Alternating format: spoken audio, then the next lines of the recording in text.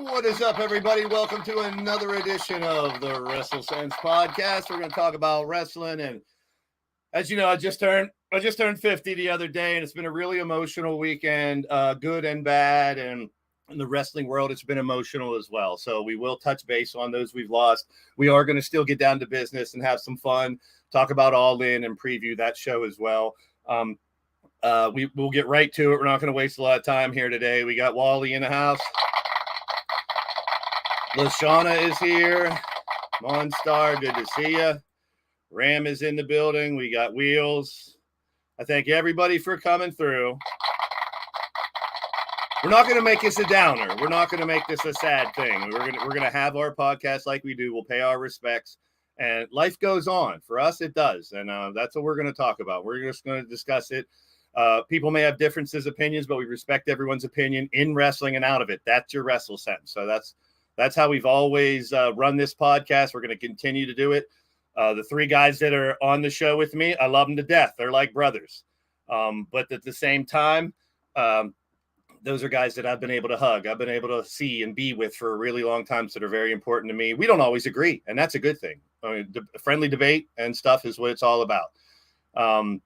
The podcast, and I want you to listen closely, Atticus, to what I have to say too when I get to my turn to kind of talk about it, because we're going to put some spins on it that, you know, if anyone misconstrues what we're trying to say, that's your own problem. We're gonna mourn, we're gonna talk, we're gonna remember. And you guys in the chat, if you want to share memories about, you know, Terry Funk or Bray, go ahead.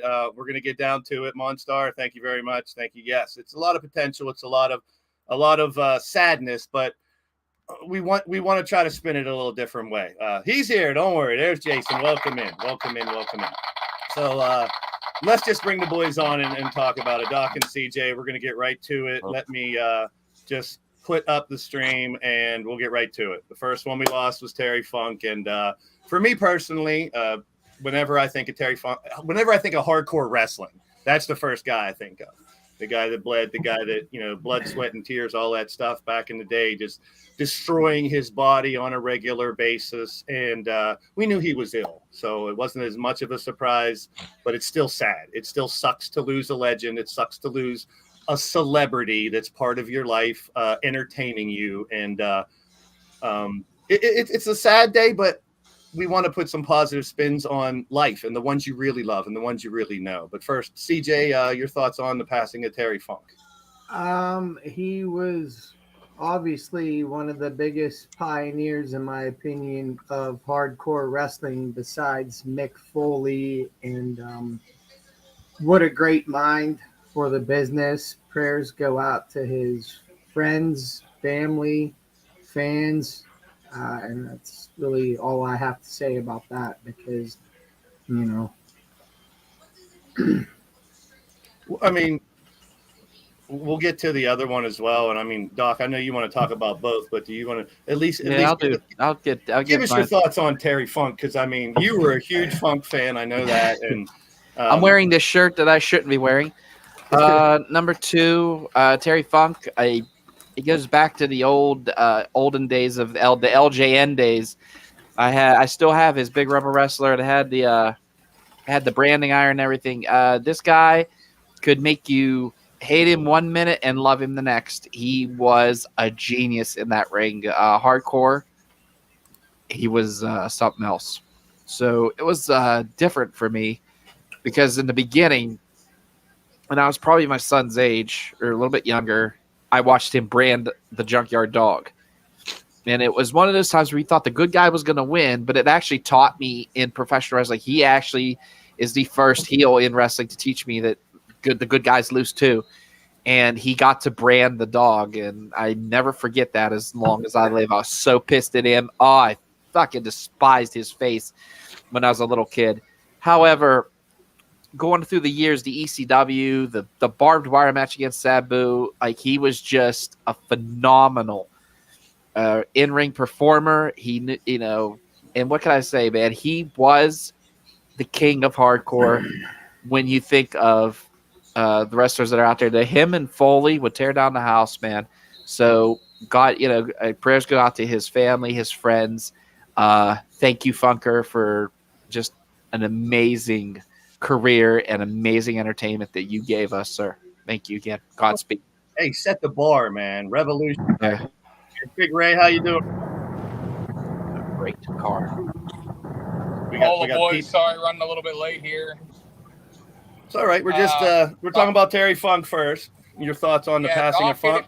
Doc hit it pretty well with Funk. I mean, for me, the earliest memory I have of him is whenever he flipped on Ric Flair and power drove him through the table. And I remember my grandfather going absolutely apeshit over Funk doing that. And, we all know how big of a proponent of ECW I was. And in my opinion, Funk was the absolute better for ECW. It wasn't about what he could do for himself. It was who he could put over, how he could make them, how he could better the business. And that Desperado by the Eagles starts blaring through the PA system. You just knew you were in for something. I mean, at that point in his career, he could barely work. He could barely walk. But he just gave every ounce of everything he had to put on a show. And to better, like I said, to better the business, to forward somebody else's career, to put them over. I don't know that ECW would have hit the cult status it had it not been for Funk. Yeah. I mean, the people before Funk, before ECW, I should say, I'm sure if there weren't people like Terry Funk, there might not have been an ECW. So that's definitely a good point, too. I forgot about the Desperado thing and stuff, too. But, I mean, Terry Funk was also in a bunch of movies. You remember him in Roadhouse? You remember him in a couple movies? He was funny as shit. And he's a talented individual, too. So, entertainer that, passed away and, rest in peace. And thoughts and prayers to his family and everybody who he left behind. That's the most important thing is the people that you leave behind, hopefully they can move on with their lives and take it now. The second one was earlier today, and this one is a shocker. I don't think any of us saw this coming. No, not at all. I mean, I just read a report yesterday that said he's cleared to wrestle and he's probably going to be back soon. And what better place than a pay-per-view called Payback for someone who has so much reason to come back and pay a few people back for what happened with his characters in the past. But CJ, your thoughts on the surprise passing of Bray Wyatt here? I want to start this off by saying, and I don't mean any disrespect to fans or anything by this, before people just go fucking assuming how he passed, let the fucking facts play out. And if you want to assume, you're more than welcome to do that. But then you become part of the fucking problem when it comes to like mental health and things like that. We don't know. The guy just passed barely hours ago. So end the fucking stigma of what people are already out there saying and go fuck yourselves. How about that? Yeah, I mean, we got a couple people here to deal with mental health on a professional basis, on a regular basis. So it's like, yeah, to just judge and throw that out there is not fair to anybody. Yeah, we don't know how he died yet. This is brand new news. Good. What I'll say in finish with Bray Wyatt, I feel without even speaking a word to him ever, but wrestling is to me a family. And I feel like he had one of the greatest minds for the wrestling business. And I'm thankful to have been able to watch the journey that he made throughout his career, although it was unfortunately too short in my opinion. So prayers to his family, his wife, his kids, again, his fans. And again, I didn't mean any disrespect by what I said earlier, but it frustrates me beyond fucking belief when people just want to assume something without knowing fucking anything. And I'll leave it at that. Yeah.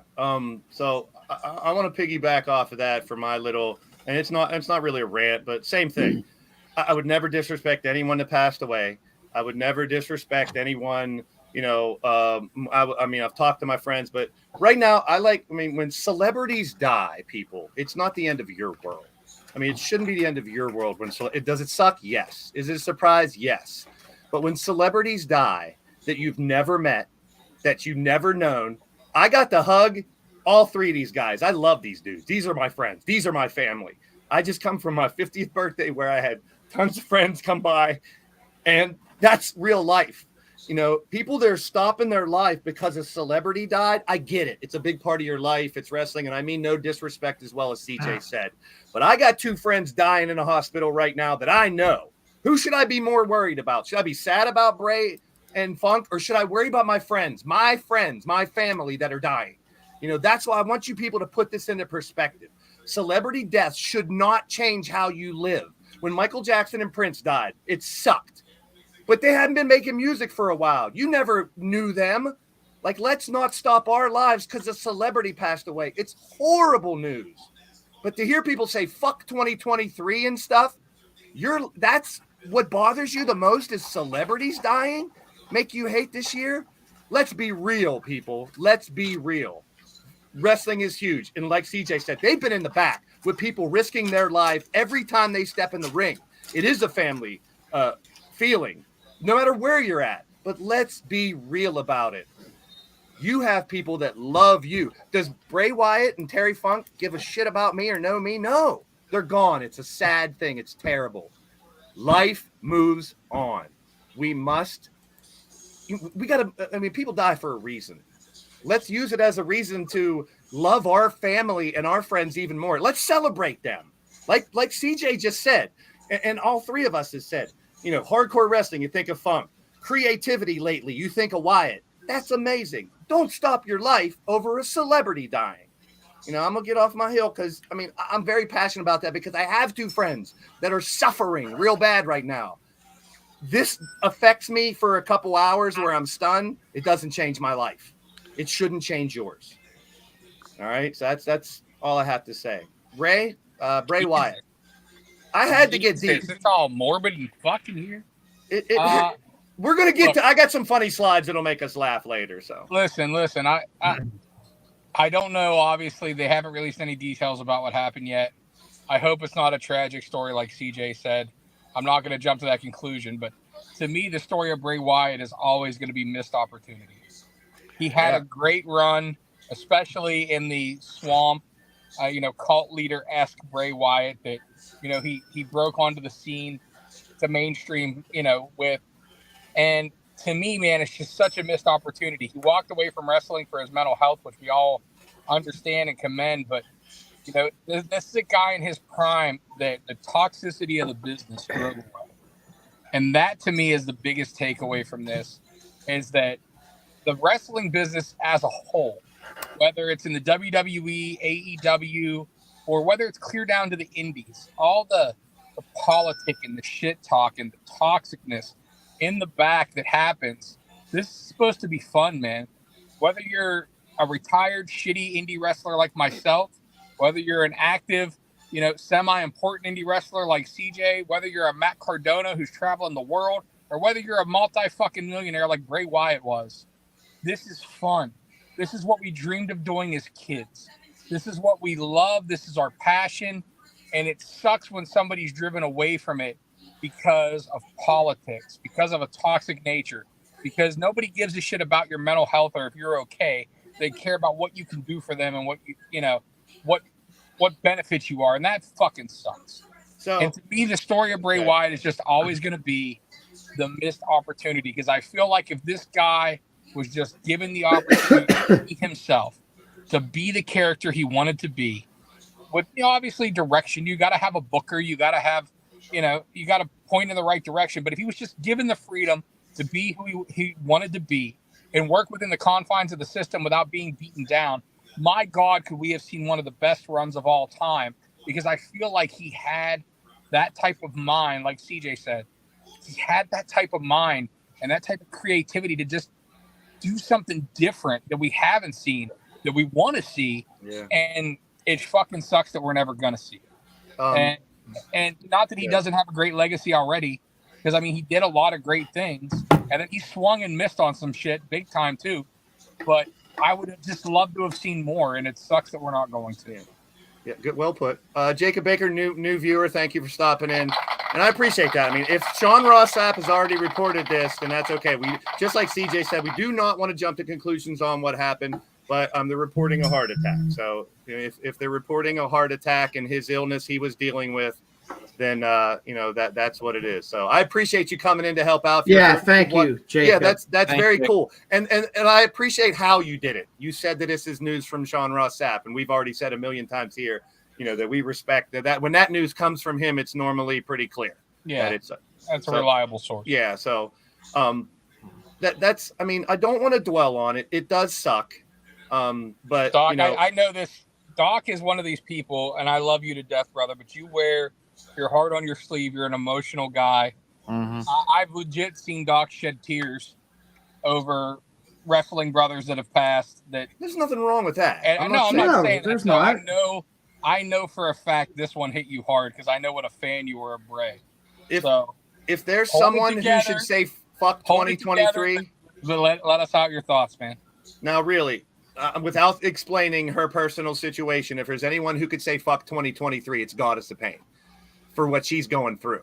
But she won't say that either because of the things she's dealing with, not because of a celebrity death. That's kind of just the point I wanted to get out earlier. I don't want to hammer it home, but you guys are saying the same thing. Created gimmick, hardcore wrestler. We lost two of the great ones. We definitely did. So, and yeah, I just cried. I can't help my emotions sometimes, and I'll do it all the time, and I have no shame in my game.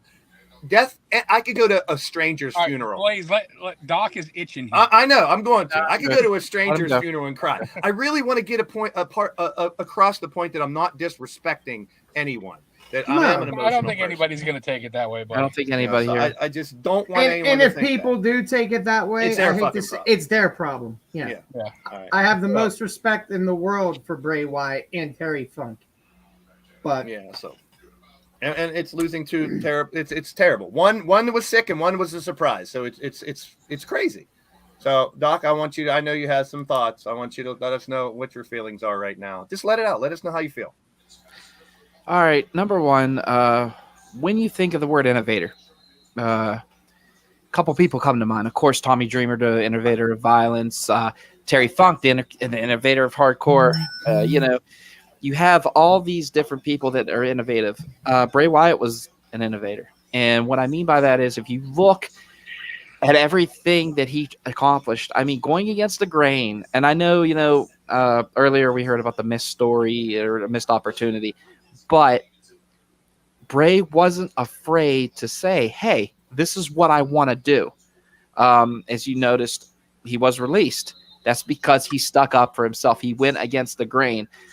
People that have gone against the grain, when I think about people who captivated us as children, and Kenna, I'm sorry about this, but, you got Hogan, Steamboat. When you look at people like The Rock, Steve Austin, Andre the Giant, people like that when we were children, and sorry. It's fine, man. So you see those heroes, and then when you get to be at our age, it's not really heroes anymore. There's no one that becomes a hero. Everybody's a wrestler. Everybody's oh, that face, man, God, or look at that heel. Look what he could do. Look at how many people he could turn in this ring. Bray Wyatt became a hero for a lot of people out there just because of what he did. And I'm sorry, I had to tell my son. Hey, Bray fought personal demons like we all did too. We've heard about his mental health issues before. We know he was dealing with something. We don't know everything. But I'm not even talking about that. I'm not. Hold on. Go ahead. But what I'm trying to say is the fact that I had to tell my son 2 minutes before, because I was going to try to hold it together, but I had to tell him about Bray passing 2 minutes before we went on the air. So where I'm going out with this is the simple fact is that he made it fun again. And whenever everybody was having their dry spell, you could say, when it comes to wrestling. And wrestling does have its dry spells. Come on, guys. I think we all four could agree with that. I think that he kept it fun. He made it fun. Just the stuff that he did from the beginning to now, he always made it fun. And he brought back that, like, for adults even, man, I fucking love this guy, If when he heel, and he went after Cena. I remember at the Royal Rumble, I was there. The lights went out. You heard the burr, burr, burr, whatever the hell. And he shut that shit down. That crowd, I've never heard a crowd pop so loud in my life. I mean, he had a hellacious match right before that with Daniel Bryan. And the fact that he was like, okay, I'm done with him. Let's go. Let's move on to bigger and better things. But the simple fact is he captivated people in so many different ways that it was a different feeling with him. And I don't know what it was. I can't explain it myself. It was just, you wanted to see him succeed. And I know that hurts a lot of people that he wasn't, there. And it's just, the fact is, it's just his kids. He's never going to see him grow. And that hits me worse than anything. Yeah. I understand, Doc. You get to see your boy grow. Other than that, I know what I got to do. And I know what this man right here, Terry Funk, and Bray Wyatt would say to you. Get up, dust yourself off, and get back up there. And this isn't and do the muscle man dance. And do the muscle man. There you go. Can I say something else real quick? Sure. Go ahead, CJ. Now, listen. Bray Wyatt could truly have the whole world in his hands. Yes. He's at peace. Whatever was troubling him, whatever was hurting him, he's at peace. And I mean, that's, he got to live the life. Both of these guys got to live a life of a huge celebrity, making millions of people happy. And Doc, you're right. And this is why I kept on my soapbox about it, because these celebrities they give us that escapism. Yes. They let us get away from our real lives and let us be. This isn't the thing is, what I'm saying to you guys is this. It's just a simple fact is, this isn't about a celebrity dying and everybody locking themselves in a room. I did that when I was 13 and Kurt Cobain did what he did. That was just who I was. I loved that. I love Nirvana, and it hit me. However, at an older age right now, it's more different for us as adults. As kids, they're going to be crushed about this. However, you're right about the celebrity death thing. The thing that's hit me the most is the kids. And, I see this every day. I work with kids that have lost their parents and what they have had to go through, what happens sometimes. I see that. And I want the best for Bray's kids. I want the best for Terry Funk kids, even though they're all grown. Yeah. I want the best for his grandchildren. What I'm trying to say is this. Both of these guys are legends in their own right. Funk, of course, this legendary what he did. Bray Wyatt, however, like I said, he captivated the hearts of millions, and it wasn't fueled by the machine, it was fueled by himself. So thank you, Bray, for everything you've ever done in this business, and prayers go out to you, your family, and your friends. Rest in peace, both Bray Wyatt and Terry Funk. Thank you. I'm done. Sorry. Well said. No, don't be sorry. That's well said. Back. And I mean, I'm a strong believer in everything happens for a reason. We're going to move on here. But I hate death, but I also want to celebrate life. I want to celebrate life. I think that's the most important thing. I mean, we can sit here and mourn all we want, but we celebrate their life. We remember them greatly, and we move on. Go hug the people you love that you can. While you can. That's what I'm taking away from when I hear about someone that dies. Before you know it, you might not have someone next to you that you had your whole life that you can hug and kiss and tell them you love people while they're here. Don't wait till they pass on to act like you care about them. That's it. That I don't have to say no more. That's exactly my whole point of everything I said. You summed it up in one sentence. I wish I should have just said that. I'll steal a line from CM Punk. Tell me when I'm telling lies. Tell me when I'm telling lies. All right. I'm gonna grab a drink real quick. We're gonna move on. We do our weekly check-in with Matt Cardona. The death match busters, they called themselves. They came in on a Ghostbusters car dressed up in Ghostbuster gear, Steph DeLander and Matt Cardona. Last week we celebrated all them belts Matt Cardona had. He's making news almost every week, and he's not attached to either major corporation.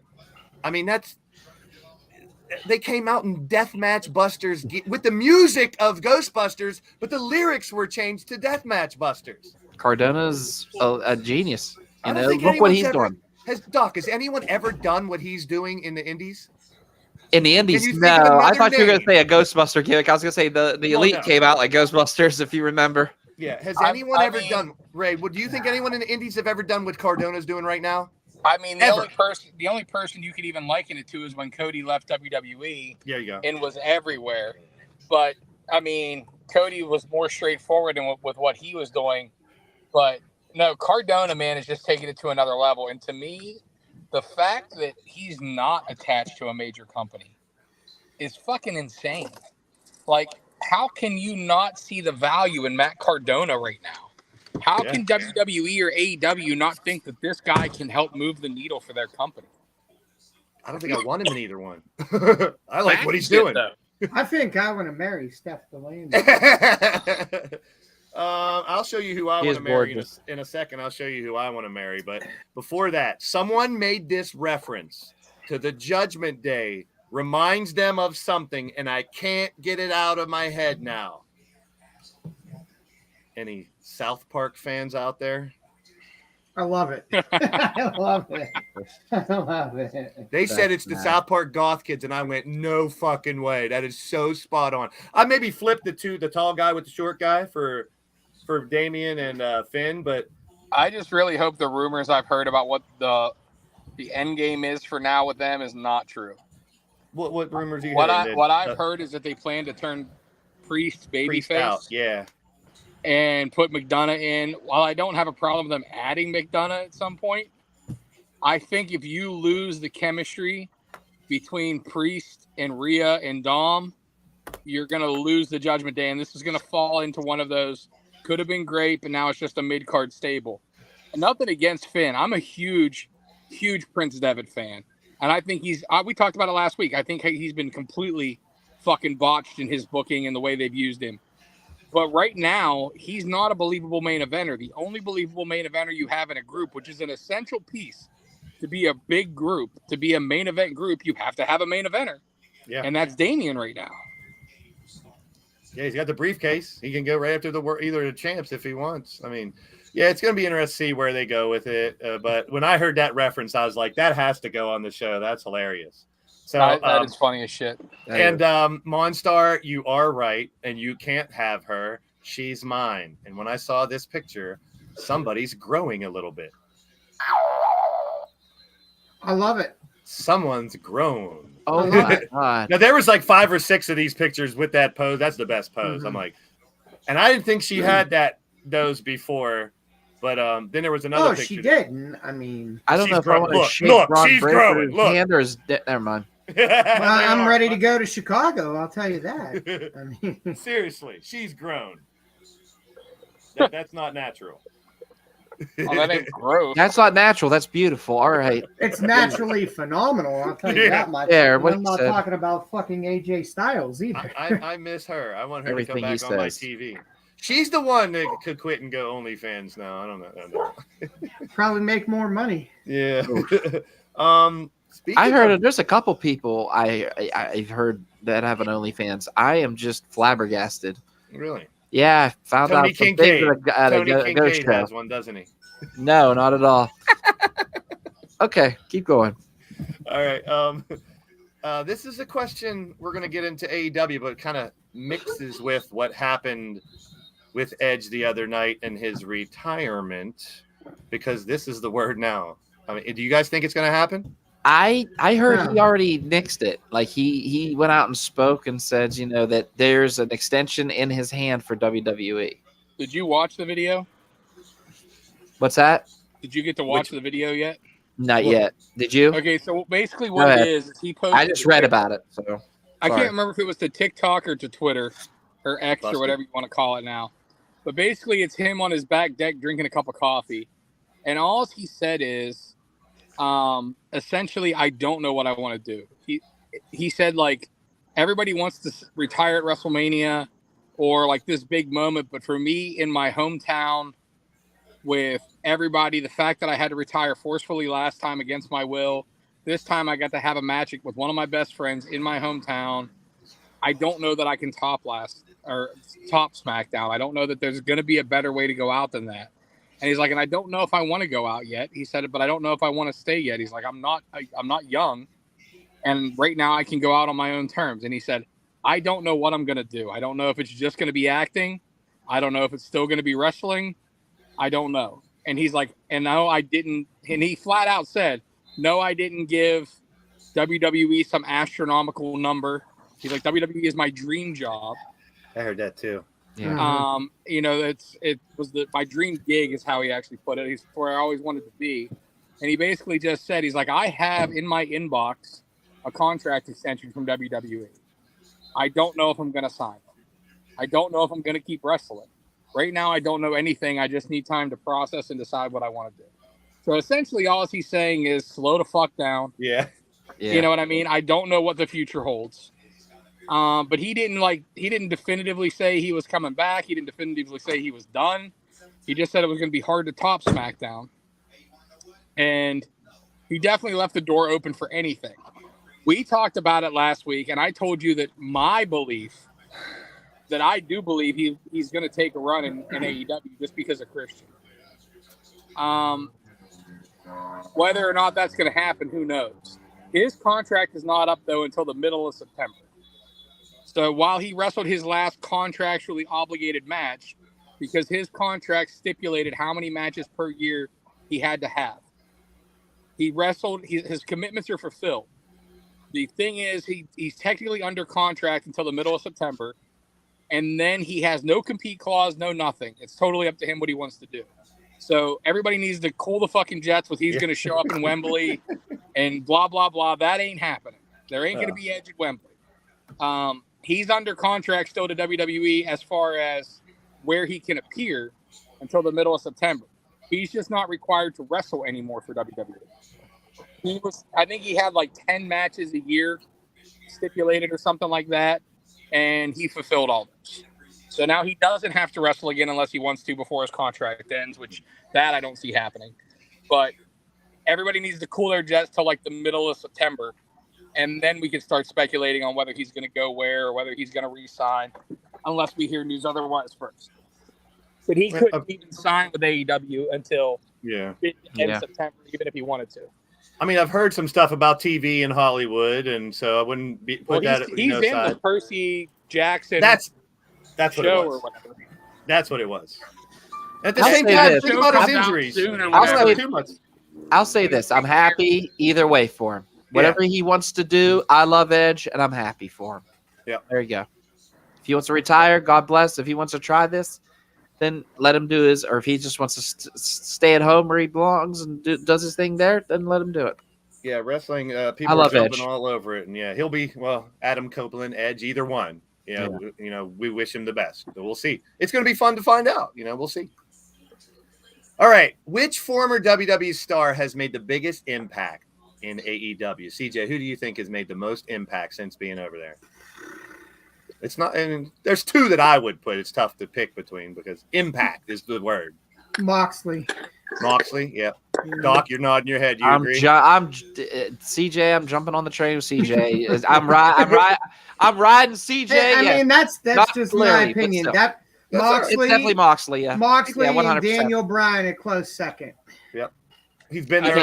Are we saying former WWE as in anybody that was in WWE? No, just these four. Out of these four, who made the most impact since leaving WWE and going to AEW? Mox. Come on. In the long run, he's been there the longest. Punk impact. Maybe this one impact. Impact-wise, it could be Punk. If you want to say who's been impact. If you want to say who's been the best worker. Yes. As far as I'll give you Mox. If you want to say, who's had the most passion, I'll give you Mox. But as far as impact to the business, yeah. It's been Punk. The publicity they've got from Punk returning, the ratings they've got from Punk returning, the merchandise sales from Punk returning, all the good and bad publicity from Brawl Out from Punk returning. Yeah. It's CM Punk. There's no question. And it's one of the reasons why, as much as you want to give him shit right now, as much as he might be a fucking pain in the ass behind the scenes, there's a reason he's still on fucking TV. If he was just a cancer and didn't move the needle, True. they'd have fucking sent him home. The reason he has a fucking show named after him right now is because the network wanted him back on TV, and this was the easiest way to do it.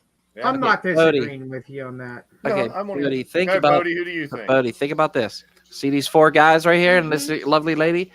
Which former WWE star has made the biggest impact in AEW? Don't run me down, Out kid.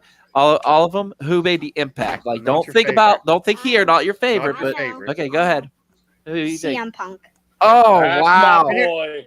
And I listen, thought you'd pick Mox. Me and CJ picked Mox. I mean, the longevity Okay. that's been there would be All Mox, right. but people started Shit. watching AEW because You of just want to Punk. replace me? I lost my job because of you just now. All right. I don't know how many people crossed over or started watching AEW just because of Mox, but I think a lot of people started watching AEW because Punk came back, and now that he is back. So I agree. Those two. What's that's a that? good- You want an extra birthday present? That's a Okay. good selling point for that one. So I'll buy that one as well. You still haven't got a birthday present for me yet. You gotta tell me what you No. want. He's gonna get tons of shit now because he's like, he was tell Uncle Ray I want an extra birthday present. So last night was a lot of build Oh, shit. for Sunday. I did Interviews. not get to watch this. I was enjoying It was Ghost. good. It was good. They made some changes to some matches that we'll talk Mhm. about too. Okay. Ray Phoenix is not cleared to go over there, so they wrote him off with an injury. Who? Ray Phoenix is Ray now. Phoenix Oh. has visa issues. Yeah. Visa. They did a great job of storylining it. Though, I in my think they opinion. did too. I The think beat down, well he got done. injured. I mean, I Except think for that was a Doc, good who way to- wasn't there, the BCC, they had Moxley versus Phoenix in a match last night. Phenomenal And match. at the end, they the BCC jumped in with a tire iron and beat the shit out of him. Oh no. And Okay. so now they're saying that he's not cleared to compete, so they made it a 5-on-5 Stampede match. And okay. BCC's partners, if you haven't seen that already. I've not seen who it is, Yeah, but that's Santana. okay. Just let it go because everybody's gonna want to talk about it, and We're that's already- fine, We guys. saw 'Cause the I'm gonna watch it returning after. Proud and Powerful last night, so Santana and Ortiz are back. Oh, okay, And cool. they look great. I hope that they really worked out their shit because I guess there was some heat between them whenever Santana got hurt. but There's still heat between them allegedly. I hope they but work they're it out doing because business. I thought they were a fantastic tag team that never Yeah. got their due. They're yet. doing Well, business, they CJ. were Maybe were other people together should last follow night. suit. So, Yeah. yeah, Right, They CJ. look great. Other They look people great, follow too. suit. Yeah. they should. So it was a good, nice little build last night. Now they set up a hell of a Saturday show too for Collision, really quick. Couple things, and then we'll get into the match card. So they're going to interview some people. Now, obviously, this turns into a match because Hook and Jack Perry got booked, and that's already official. Hook and Jack Yeah, it's Perry on are 0 fighting. hour as well. Yeah, so that one is added. There's Good. 11 matches right now. I think there'll be 14 or 15 by the time the show starts. I hope it stays at 11, but there'll probably be more. Also on Saturday, you got this is a nice little mix of Eddie, Orange Cassidy, and Penta that'll be in that group together. You probably lead into the big match, and this is That's what a I fun want. match. This is a fun. Look at this, an all-star 8-man tag match.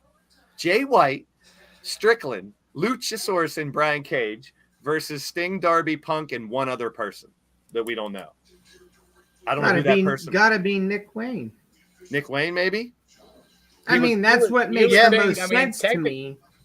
Technically, the spoilers are out there because it was taped last night. Yeah, it was. Yeah. Was it Nick Wayne? I don't know. I don't. Let me look. Real I don't quick. know who the 8th person is, but Get to the bottom even of it. Samoa Do you Joe. want to on give it away commentary. though? Yeah, it's well. it's Yeah, all good. is it? Yeah. Well, I'm it's going to look at it, and if It's all good. But the Monster, idea, it's the straw. the idea of an all-star somebody 8-man great. tag, I like it. So that was set up for Saturday, and of course, I mean, even though it's recorded, they can do backstage segments and stuff to announce other matches. And Yeah. have other things go down that we don't know about. But that's going to be an interesting show on Saturday to lead into Sunday is what we get to, and all in over 80,000 people will pack in Wembley Stadium for what they're saying in AEW, which of course they would say it's the biggest wrestling event of all time, but I'm sure a lot of people would disagree with that, but we'll see. It's the biggest one for them. So I jumped onto a reliable news source. We'll just say that.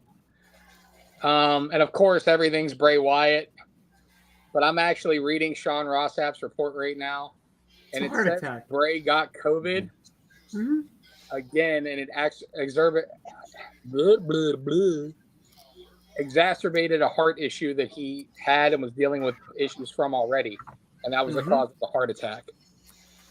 And it also says that WWE has already come out and stated that they're making plans to take care of his family. That's good to hear too. All right, so let me see if what I came here for is here. So we'll get into, and if you read anything, go ahead, let me know. But we're going to go through the match card here. Yeah. Firstly, like I said, it's booked. It's booked. Jack Perry will defend the FTW Championship against former champion Hook. CJ got two pay-per-views in a row. You got more picks than anybody else, bro. You're the champion. Yeah, let's hopefully make it a three-peat, but I highly doubt it. So who do you think here, CJ? I mean, will Hook get the belt back, or is evil Jack Perry stay with that title? And again, I'm going to make my picks on how I would do it, so I'm okay if I eat shit on this one. I would keep it on Jack Perry. Fair. Doc, what about you? Booking, I'd keep it on Jack Perry. Ray, you want to get that heat. You want to get him more heat than he already has. Because people still like him, believe it or not. I'm interested to see why. I mean, he was supposed to retire the belt, so I guess Hook came out and said he wants a rematch first before he retired. So maybe Jack Perry still wants to retire it if he keeps it. Well, I guess this is fitting because your mystery partner for Punk, Allen, and Sting it's Hook. Is Hook. Yeah. I did know that. My bad. So he's going to fight twice. Why would anybody fight twice on a pay-per-view? I have no idea. No, that's for Collision. That was taped last night. Oh, the Collision thing. That was the joke on the there's so many people ragging on. We'll talk about the match here in a minute. I mean, are we calling it now, or are we doing our picks? Or I said Jack Perry. I mean, I want to see Jack Perry, but I feel like if this is the retire that belt, you're gonna put it on Hook because I mean, think about it. Taz.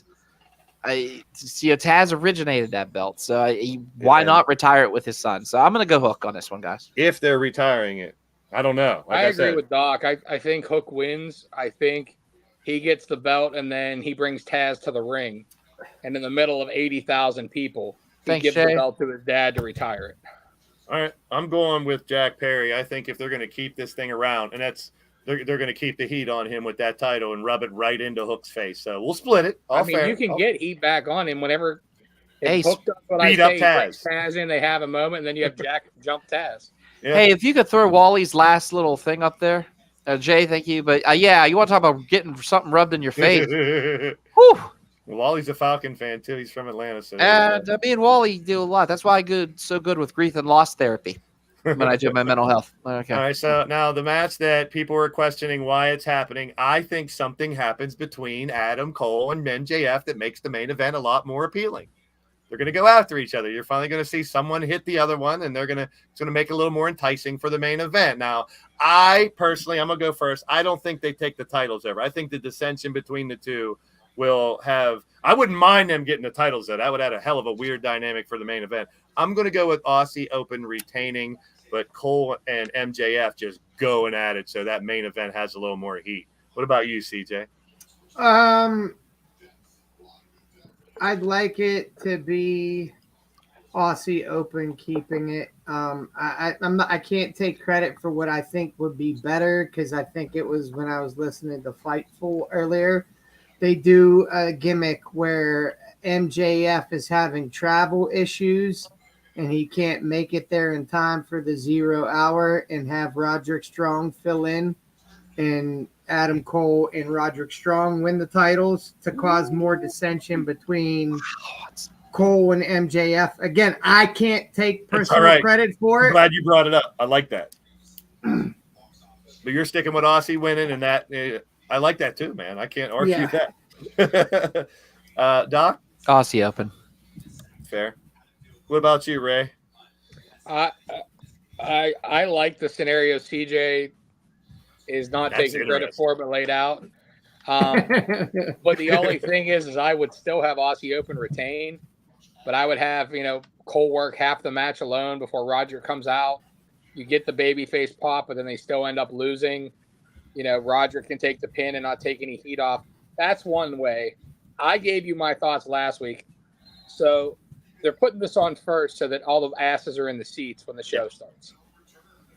And I agree. I think somebody's going to get super kicked or hit or something, and they're going to go at it, which causes them to lose. And we have, the drama for the match later. So I'm going Aussie Open either way to retain. But I feel like whether it's CJ's thing or whether it's Doc's thing, we're all on the same page that there's going to be something that happens that creates dissension for later in the night because we need to see that.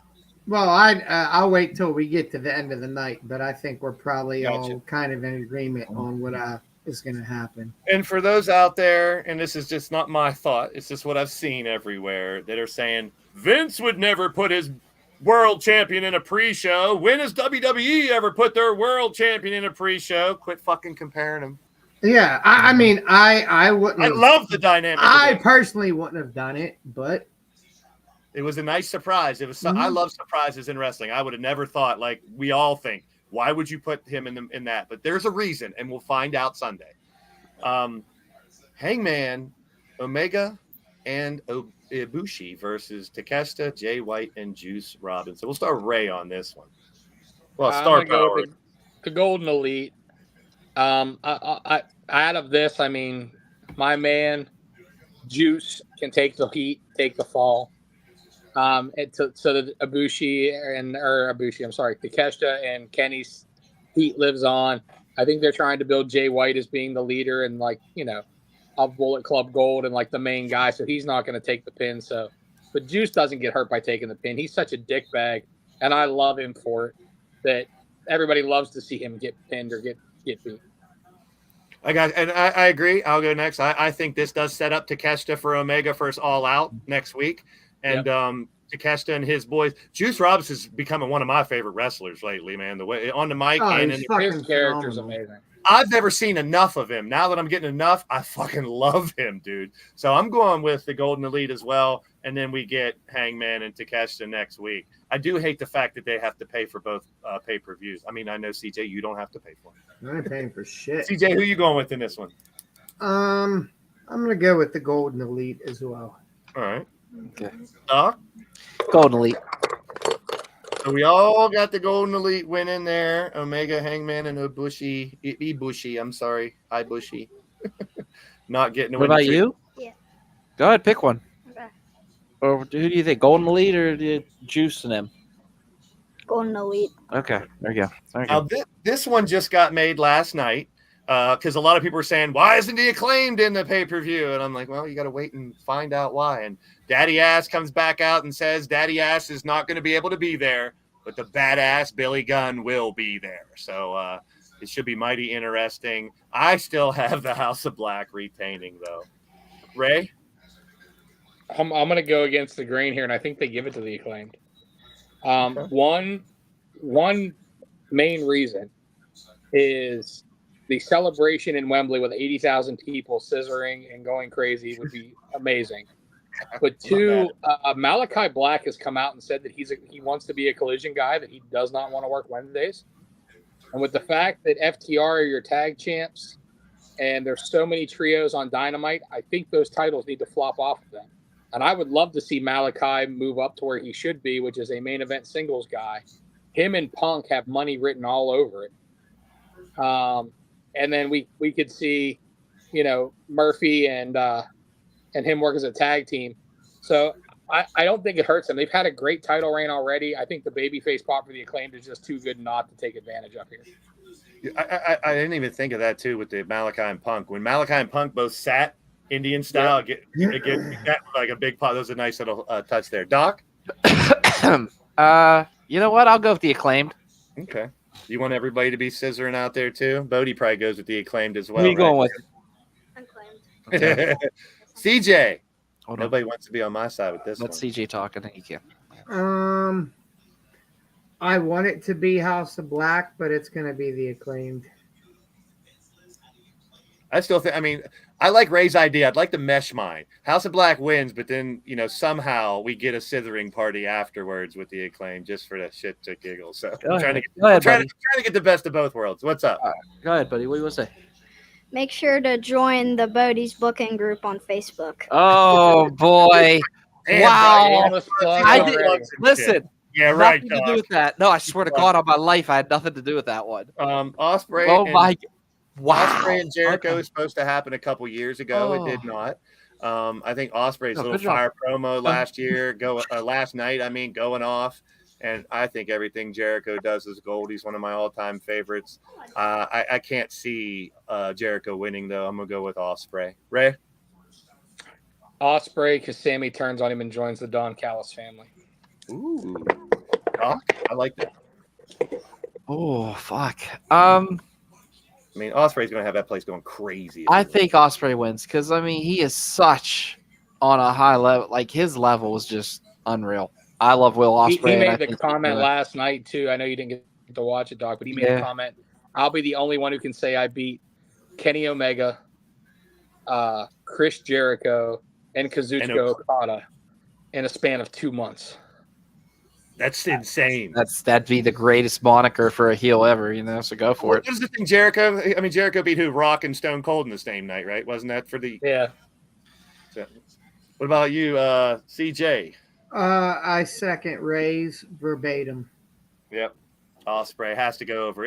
There might be a couple false finishes where it looks like Jericho's going to win, but you got to give Ospreay to win in his home. So now Rey Fenix is out. Santana and Ortiz is in on the left. So is it now 5-on-5 or is there still an empty spot? No, 5-on-5 now. 5-on-5. All right. So we're not going 6-on-6. It's just one less. There was an updated graphic earlier today. I tried to find it. I didn't find it, for fuck's sake. So I'm an asshole for that. Doc, we'll start with you on this one. BCC or OC and the Friends? You know what? I'm going to go BCC. Okay. I am too. I think they got too much going for them right now. CJ? Because it's a stadium stampede and not just like a regular match, I'm going to go with Best Friends, OC, and yada, yada. All right, Ray. Throw some sprinkles on it. Two schools of thought. One, I think it's going to be the BCC because they dropped the Anarchy in the arena match. However, the booker in me says turn Proud and Powerful, turn Santana and Ortiz on the BCC because they have nothing to do with them, and realign them with Eddie Kingston. Kingston and Ortiz were aligned together already. Do I think they pull that, though, on the Wembley show? Probably not. So I'm going to go BCC. But I kind of think that to me, it could go that way. It makes a lot of sense. But we all know that what makes sense doesn't always happen. So let's just go Blackpool. And speaking of Stadium Stampede, I played it for 3.5 hours earlier today online. It's a blast. You can do some really crazy shit with 29 other people running around the stadium. You can play slots and get stuff. It's all like Fortnite type stuff where you get rewards and you only have a couple moves. But it's all about last man standing. It's a blast. I'll be streaming more of that. And hopefully Fight Forever gets more on the creation end soon. I won't rant on that because I'll be here all day. So now this match has also changed because it's now Christian Cage with Strickland fighting against Sting and Darby in a coffin match. I thought it was going to end up being a 4-on-4 or something because they had all those other guys like Brian Cage and stuff out there. We'll start with CG on this one. Sting and Darby or Christian and Swerve? Sting and Darby. All right. Doc? Sting and Darby. There's no way you're going to let Darby lose the casket match. That's kind of like, I don't know. How can I put it? No, just no way. Thing. I'm actually going the other way. And here's why. Because everyone, you got enough celebrations with Ospreay, scissoring, and stuff like that. I think because they have Luchasaurus, Brian Cage, and all those other sons of bitches from the embassy that could schmoz this shit, and everyone thinks it's his shtick, he's got to win it. He's won the last one. I'm going with Swerve and Christian. I have no idea why, but I'm just going with it. I like it. Ray? I mean, if you went that route and Swerve and Christian went over, could we see Christian Cage versus Sting at All Out? I mean, we have a week for the next pay-per-view. Why so not? I think a Yeah. lot of these Why matches not? will set up next week's matches. And I agree, but I do agree. I think it's going to be Sting and Darby. Okay. I'm going to go with that. The only thing that bugged me last night is when they added him. Like, Brian Cage is literally standing next to Swerve. Yeah. Darby's in the ring yelling, "Who's it going to be? Who do you have?" Like, They Cage never was standing officially right said next to it was. Yeah, they never officially said it was Christian until I think after the show. To be They honest, didn't make I it know, but really it was just- clear. It was just a weird thing. Like, Yeah, it you was, have nobody it was. else. You have, and like Brian Cage is standing there like, "What the fuck am I? Yeah. 290 pounds of chopped liver." yeah. That's what I thought. Make it 4-on-4. First one that gets thrown in a casket. Because I mean, with a big show like this, you want to get as many stars and big names and stuff out there. Not that Brian Cage is a poor guy, man. He just And got. to clarify, AR Fox, I'm not sure the exact issue, but he hasn't wrestled out of the United States, I don't think, since 2016, if what I was hearing was correct. So there's some sort of travel issue with him not being able to travel. That's why he was taken out of it.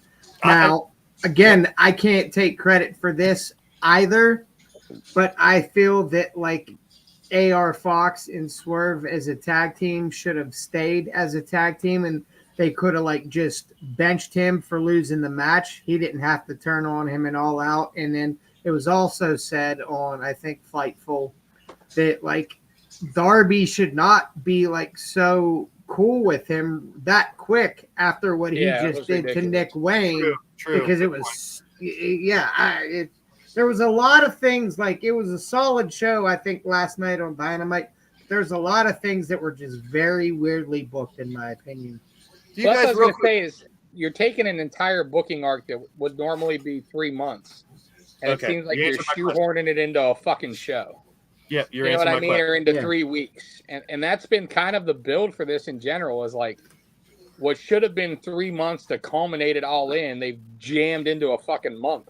Yeah. So I was going to say, do you think that they should have been booking a lot of this stuff a month ago or so? But yeah, it is very senior. I would like to think that maybe with Ray Phoenix, it was like a last minute thing that needed changed. Yeah. But I would Yeah, but like to think that AR Fox, they probably knew. I would hope But honestly, they the knew. Phoenix thing was booked 10 times better than the AR Fox. I agree. Yeah, it was. I agree. But It was. I mean, if you know that AR Fox hasn't wrestled out of the United States in 7 years, you would think the thing you'd There's a want to reason. ask him is, "Hey, are you able to travel Yeah. outside? Are you able to travel to the Yeah, UK?" is your passport court, bruh? Yeah, like I don't know, Sting turning on Darby. There's been rumors that Sting's last match is going to be versus Darby. It's probably within the next year or so. It is, but Tony Khan and them has made it clear. Sting. I think is it's determined. I think He it's needs too soon to have him turn on Darby. Yeah, as long as Sting can go, let him go as long as he wants. Mhm. And you don't have, in my opinion, you don't have Sting turn on Darby. It's the other way No. around. Yeah. I agree. No, Yeah, I me too, definitely me too. agree. I want to see Darby's other side. We've seen this side of him. So, Young Bucks, FTR, they had a great little interview last night. Who is the greatest tag team of all time? The Young Bucks said they don't have to win this match. They said FTR has to beat them to prove they're the best ever. But I think the guys with the belts have an argument against that. So, FTR and the Young Bucks. Doc, how's this one unfold? I feel that. Oh my god, this is so hard. Everybody else is throwing their little scenarios in on their matches. I feel that FTR wins, and I feel that there is a CM Punk sighting helping them win. Oh, it's helping who win the FTR? Oh, boy. Yes, CJ? it starts. It starts in London. That's all I'm going to say. This is a tough one for me. If I was in charge, which I'm not, because I'm sitting here like a fucking broke loser, but just because of the uncertainty of the legalities of what's going on with Cash, I would have to say the Bucks. I hate to say it. I'd much rather FTR keep them, but with that uncertainty, you don't know long term how you're going to be able to move forward with FTR, to be honest, and that's real life. So from people who don't know, I mean, the road rage incident, he's waving a gun at somebody. The guy reports him. He's, technically, if it was, it's a stay in your ground state in Florida. So you can pull a gun, but it seemed like it was a little more whether he, has to serve prison time or not. The trial, when that I don't think he's gonna or have probation to or whatever. time, but if he loses the thing, he's probably not going to fight for a while. Where are you at on this, big guy, Ray? Look, can I say I've never pulled a gun on someone? Nope. Can I say I've never had road rage issues? Nope. You do every time I'm in the car with you. Yeah. So, ye who is in a glass house shall not throw stones. However, the thing that sucks for this is the booking of the match, because now that AEW management has a legitimate reason that they can take the belts off of FTR. And that, to me, I think is going to be the cop-out for the Bucks to win.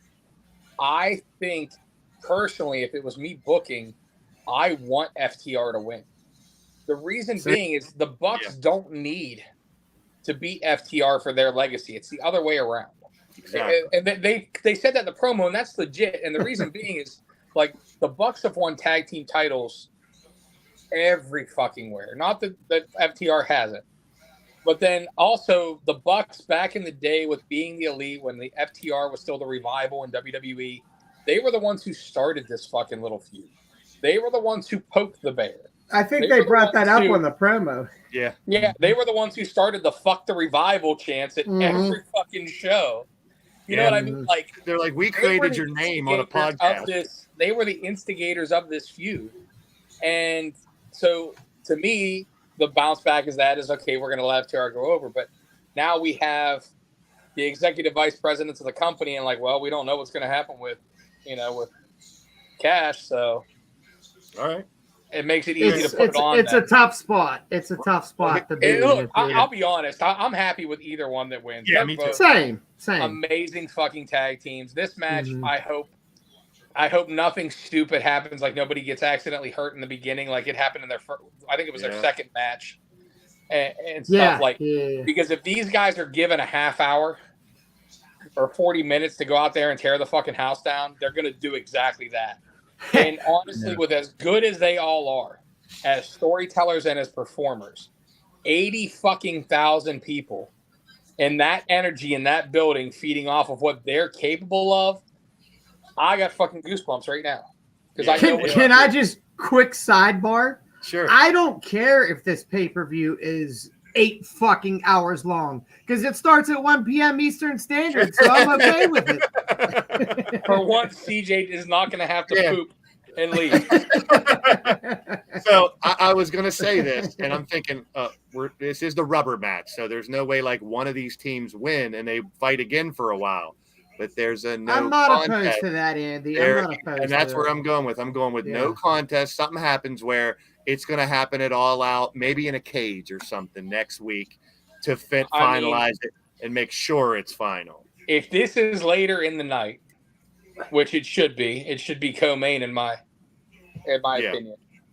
But if this is later in the night, you absolutely could have maybe not CM Punk, but maybe Bullet Club Gold, and then Punk comes out to save FTR, and then the Golden Elite come out to help the Bucks, and we get our stare down, and maybe it turns into a big fucking schmoz of a WCW booked brawl. It has to be stopped. Or hear me out, Edge and Christian, and I'll just go fuck myself. Have you heard nothing I've said? You just made me spit out my drink, you dick. Jesus. That was good. That was good. The Dudleys are free agents. The Hardys are already there. Yeah, the Dudleys, the Hardys, and Edge and Christian all come out. We have a 5-way ladder match at All Out. We're all laughing, but it's not out the scope of reality. No, it's actually a possible. Well, because it's not the Christian's contract thing. But hey, if Tony says, I'm gonna piss all on that. Oh my God, that was so good. That was so good. All right.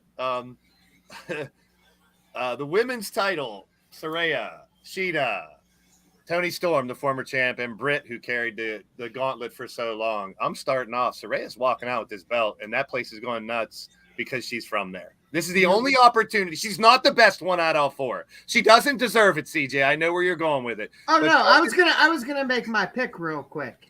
Are you ready? Britt Baker. There LA you go. Knight. LA Knight's gonna win. DDP is gonna win. Oh man. I'm saying Saraya wins it in her home. People go nuts because she's from there. And, even though she's a heel, I think they like it and Saraya wins. Dude, if LA Knight jumps the rail and drag like Santino Marella used to do. Her and Britt do it together. Him and Britt do it together. I pop hard. Yeah. Doc, who's walking away with the women's championship? Saraya. Scarlet Flair. Saraya, you're with me. Doc, Yeah, I'm with you. Yeah, I'm with you. I had that gut feeling because especially where she's from and everything. I mean, why not give it to the hometown? I mean, like if this was in Pittsburgh, I'm picking Britt. Yeah. If this is in Australia, I'm picking Tony. Blade Charge, hear me out. He's from southwestern Pennsylvania too. Blade Charge. The reason it should be Britt, in my opinion, and it has nothing to do with that. I know her personally. She's from Pittsburgh, and I've worked with her. The last time that this AEW Women's Championship was taken seriously and relevant is when it was around the waist of Britt Baker. Malcolm Sheen, I saw you earlier on the stream. Thank you so much for coming over here, bro. Appreciate that, man. Please subscribe to the channel if you haven't already. And we got 19 likes. Can we get one more to get 20? Someone out there forgot to do it. Please hit the thumbs up for us. We appreciate it. All right, Ray, tell us how this one's going down, big guy. I'm gonna give you 2 things here. 4 different storylines. No, okay. just two. And what I'm gonna do is I'm gonna play devil's advocate for everybody else. So for CJ, here's why I can see it being Britt Baker. The last champion prior to Toni Storm was Jamie Hayter, the best friend of Britt Baker. They teased that dissension for quite some time, and then they got chummy again. Hayter's not that far off from coming back. She was actually hopeful for this show. She could be in her corner. Sorry, my kid tried to FaceTime me. She was actually hopeful for this show. It just didn't happen. So having her come back to Britt being the champion can play into a great storyline. We also have Thunder Rosa. We also have Thunder Rosa possibly returning here shortly, and we all know the history there. Yeah. Dude, wait a minute before you finish. If Hayter's there, I might change mine. If Hayter's with Britt, Hayter's not going to be with Britt. No, she's not going to be there. She's not cleared. Okay. So not the rest, just to be in the corner. No, she's no physical contact. All right, good, Ray. That's why I could technically see CJ's coming true. However, I'm going to go with the status quo here, as I think the opportunity to put it on Saraya in Wembley fucking Stadium in front of 80,000 people, the press that gets you, the pop that gets you, is too good not to take advantage of. She just got that fucking thing. So you're going with Saraya too, Ray? I am. Saraya. Haha. Ray pun. All right. Poor Sheeta, man. She just got that thing. They're going to take it off her. No one wants her to win. No, I'd like her to keep it, but until her English gets better. Yeah, which it's not bad. It's not bad, but she can't. Or the real world championship. Well, they had to do it, though, before we get into this one. They had to do it, though, because if Saraya beats Toni Storm or takes Toni Storm's title at Wembley, then we have dissension in the Outcast, which we don't want dissension in the Outcast. It's not time for that yet. True. They're too good of a group. So by having it flipped to Sheeta, and Sheeta being the one to lose the belt, now there's no dissension between Toni Storm and Saraya because she didn't steal the belt from her. Good shit. So keep it going, Ray. CM Punk and Samoa Joe for the real world. Obviously, CM Punk is winning this. Again, I just hope they give him time because the little taste we got of this match was okay, but we know what these two are capable of. No blade charge. I'm not saying give them an hour or anything like that, but if we give them 20 minutes on a pay-per-view, we can see some great fucking shit. Oh, I agree. Blade charge, not to correct you, but it's not for Punk's title, so it's not for Joe's title. You mean? Or it's not for Joe's title. Yeah. I mean, and Punk isn't a champion, so it's really for no title technically. So CJ, go ahead. Your thoughts on it? How's it go down?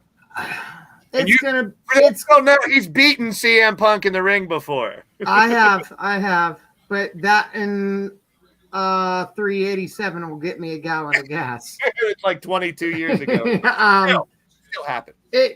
But hey, by the law of physics, though, if Punk beats Joe, does that mean Joe. CJ Sensation can beat Joe? Yes. In 2001? In 2001, 2002, Yeah. The logic is sound. Right? 7 degrees of Kevin Bacon. It's gonna be Punk, but I would like to see Joe. Oh, Doc, you picked Soraya, right? Yeah, I did. I picked Soraya. I was about to say it, but Brooklyn, good looking out there. Just just in case. Thank you. He's always correcting me. He finds all my typos on my website and everything. It's all good, Brooklyn. Thank you. Here's my. Go ahead. This is you. It's your turn, Doc. I don't think CJ was done yet, so I'm gonna wait. Oh, CJ, I thought you picked. I said it's gonna be Punk, but I would rather it be Joe. I think it's gonna be Punk too. I mean, I'd rather it be Joe, but it's gonna be Punk. I feel like they're gonna like with the FTR thing that I called, and then this is gonna run rampant all through London. I feel like this is where you start to see that. Oh shit, what's going on right now? I like that. I mean, you gotta feed the fire for next week. Unfortunately, there's another pay-per-view, and it's next week, or fortunately, however you want to look at it. All right, we talked about it earlier, the tag match, and then they'll fight each other. The storyline that's better than the bloodline is now going to not really come to culmination. Will it end? Will it keep going? Who's going to walk out the champ? CJ. I don't mind either way this ends. I really wouldn't. I don't either. And what I was alluding to earlier, I think everyone is expecting, not me, but everyone else is expecting MJF to turn on Adam Cole. It's not going to be. The other way. It's either going to be Adam Cole turning on MJF or no one's going to turn on no one. And afterwards, I think you're going to see Roderick and the Kingdom. So that's why I'm thinking I want MJF to keep it, to be honest, but I would not be mad if it was Adam Cole because of help from Roderick and the Kingdom. I like that. I think that definitely could be a possibility. Doc. Adam Cole wins. Adam Cole stabs MJF in the back. Everybody's like, oh, MJF this, oh, MJF that. Adam Cole did the hug, the et tu brute.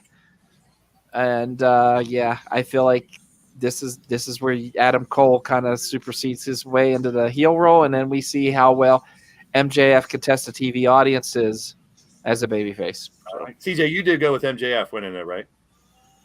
No, Adam Cole. Oh, you took Cole. Baby. Right. Sorry, I missed that. Right. I said I would like MJF to keep it, but got it.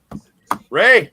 The World Championship is on the line. The booking power is in your hands. How do you do it? The boys have it 100% right. Cole flips. The Kingdom and Roderick got his back. Probably help him win, or if not, help him win, at least join him in the beatdown after he stabs MJF in the back. They've been testing the waters. They've tested it a few times prior to even this feud with MJF turning babyface. He's as babyface as he's ever been. The I'm a scumbag, but I'm your scumbag thing is over like fucking Rover. And to see this double turn in this main event where MJF goes full-blown babyface, Cole goes full-blown heel where he's 10 times better, and we get a new undisputed era, if you want to call it that, with the Kingdom, Roderick, and Adam Cole, baby, is too good not to write itself, and then literally leads to a rematch fucking next week at All Out whenever MJF attacks him on Dynamite, jumps him, starts whooping ass, and then gets attacked by the whole Kingdom and claims this rematch for next week. And that enough sells the next week's pay-per-view, even the fact that they're going to have to ram fuck a card into 1 week. But if you have the double turn and then the rematch a week later, that sells the pay-per-view, especially with these two and how good this has been so far, that the next evolution of it is Tom fuckery. Okay, I'm going to flip the script. This probably won't happen, but would be fun to me. And it's probably too soon to do what I'm about to do for next week. This is the biggest stage that AEW's ever had. We got to hype another pay-per-view in 1 week. I already said the no contest between the tag teams, so we got FTR and the Bucks already next week at the pay-per-view. The turn happens at the tag match, which makes us believe that these two will hate each other for this main event. MJF wins. They hug it out. And CM Punk ends up fighting MJF next week for the undisputed World Championship. I'm okay with that. But it's too soon. It is. Drag it out. Too But rushed. Yeah. to end this show, these two hug it out. But Punk does challenge for that belt and wants it. It is too rushed. I know. I'm ahead of myself, but I'm gonna go with MJF retaining. I'd actually. I don't want this to end. I don't think that your idea is bad, but I would do it in Chicago. Whoever wins that rematch in Chicago. Have Punk come out in Chicago. We already said there's no build for an AEW pay-per-view, so go right into MJF Punk for next week. And the fact, think about this. So if you have Cole win as the heel, and he turns on MJF, they have their rematch next week at All Out, and Cole cheats again. Cole cheats completely again to win and retain the world title.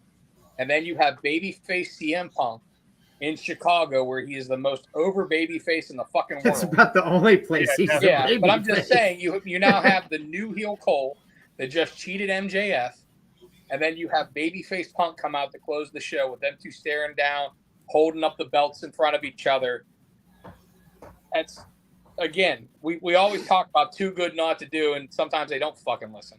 But it's too good not to do. That's your fucking, that's your storyline. I like it. Either way, a lot of these matches, it doesn't matter which way they go. I think they'll be entertaining if if they give them enough time, like Ray said, and we get a nice show. I think it's going to be a great show. You want to hear the cool thing about this? Regardless of the outcomes, everybody fucking wins. Yeah, I think it's a great lineup. Even though there wasn't a lot of build for it, we didn't get a ton of stories leading into it. That's a fucking amazing card, man. You got all the names you think you should have. Great matches. There's probably going to be 4 more added to it tomorrow night or tomorrow and Saturday. So we'll see. We'll be right back.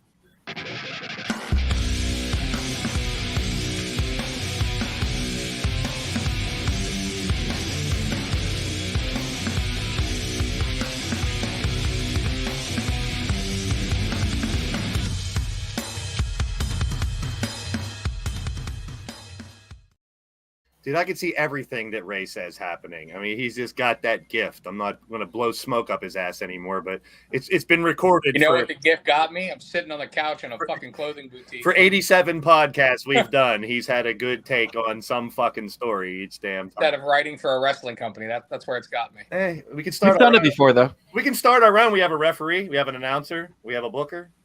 We can start. Nah, I like working gorilla position. Or you can we're help missing produce. a vital part, though. You know what that is?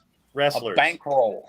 Yeah, a fucking money mark. Billionaire daddy to start us a new company. I'm sure the Saudis would give us some money. They're offering James. I'll take it. They're offering James Harden love it. $900 million to go play basketball over there. DJ, you need to find a sugar daddy. I'm with you, dude. I'm with you. All right, Ray, at the end of the day, brother. At the end of the day, man, I'm excited. I can't wait.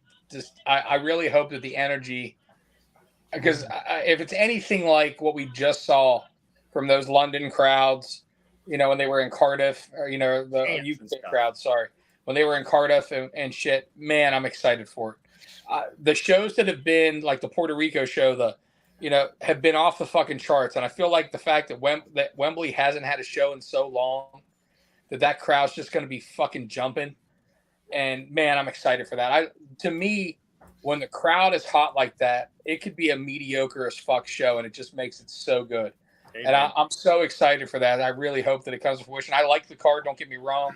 I think there's going to be some great action, but I really hope that the crowd just fucking encapsulates that. And I hope that it captures that, and I hope it makes it a special, special night. At the end of the day, End of the day, enjoy the pay-per-view. Enjoy RWA Saturday. That's right, August 26th. Bell time's at 7, doors at 6. And last but not least, man, hold your loved ones close because they are the ones that matter the most. Yes, well said. CJ, at the end of the day. At the end of the day, I'm wiped the fuck out. But like I said earlier, and I don't think Doc or Ray were present. I could be wrong. Instead of waiting till people pass on to love and care for them, love people while they're here. Okay? And I meant no disrespect by anything I said earlier. And if you took offense to it, I'm sorry, but I'm not. Yeah, go fuck yourselves. All right. At the end of the day, definitely R.I.P. Funk and Bray. Two greats are gone. Adam Cole and MJF are going to keep going. They're better than the Bloodline. And I have a fantasy draft during the pay-per-view. Oh, I'm going to miss it, so I can't watch social media all Sunday. I'll watch Fucking it. automatically draft, loser. One more at the end of the day. At the end of tonight, actually, I have a 17-year-old. My daughter turned 17 at midnight. I know. I'm an old fucking man. Happy birthday, Allie, if you're watching. Love you. Fuck my birthday. Just because it's over, nobody wished me happy birthday here. I wished you fucking Yeah, we wished you happy birthday last show. Birthday party. Fuck face. You know, fucking Happy birthday, you beautiful fucking niece. twat. Loves you. See you LTDs in a couple of minutes. See you later. See you next week for All In. I'll be late. I got another fantasy draft. Boy, cunt. I guess. Oi! Love you all. I was in your fucking 50th birthday party. There was Pin the Tail on a donkey and a fucking we do a clown. podcast. Why don't you tell people about that shit? I had to crack a dumb joke that made no sense. I'm Mr. Corny Dad joke. Normally at a 50-year-old birthday party, I expect strippers and blow. You had a clown and fucking Pin the Tail on the donkey and treat bags. Hey. What the fuck? Yeah, but the pizza was delicious. The princesses were beautiful. All the Disney princesses were there. Doc whined to me. As soon as we left, he's like, I'm leaving now. And I'm like, fuck off. I still hope Come you. back. I don't know what's Dude, as soon as Ray and as soon as you and Tony left, Doc came. As soon as Doc left, Pat Dyer came. And like, where's Ray and Doc? I know. Doc was texting me, bitching at me. And I'm like, I'm at Home Depot. I don't know what this stuff is. I told him I hope he shits himself on the way home. Watch the replay, leave us a comment, drop a like, drop the thumbs up. We'll be back next week. Try to make more sense out of pro wrestling. Good luck. Here's the ketchup. Oh, and by the way, if this episode's gotten your feelings talking about death, face fuck your feelings. How about that shit? Yeah. Wow. Hey, hashtag face fuck your feelings. Yeah. Nard. If you guys get that shit trending, I'll take Hashtag better than the bloodline. hashtag face fuck your feelings. Wait, wait, here's the star montage. Ketchup. 1, Ketchup. 2. Oh, look. I'm the star. Ketchup boy. We're out of here.